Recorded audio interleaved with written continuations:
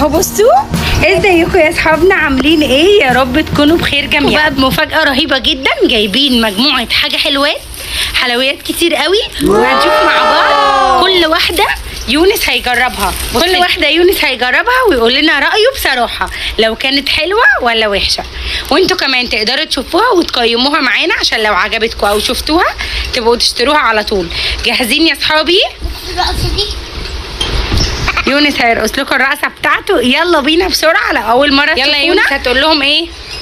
احنا جايبين حاجات حلوه قوي. اول حاجه شعر. ثواني بقى نوريها لاصحابنا كده. بصوا شكلها ايه اهي، طويله خالص. وريهم كده، طويله جدا، نص فدان. هنفتحها مع بعض وهنشوفها كده طعمها ايه. وهي بطعم ايه يا يونس؟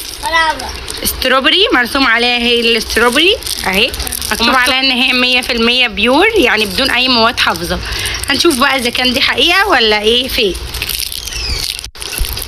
افتح يا يونس. استنى هتساعدك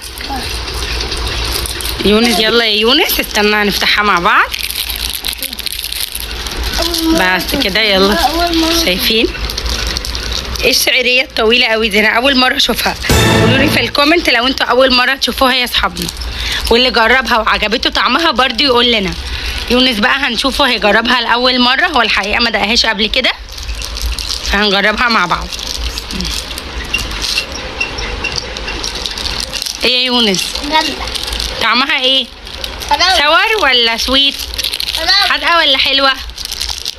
اهي انا كمان هدوقها. شايفين يا ولاد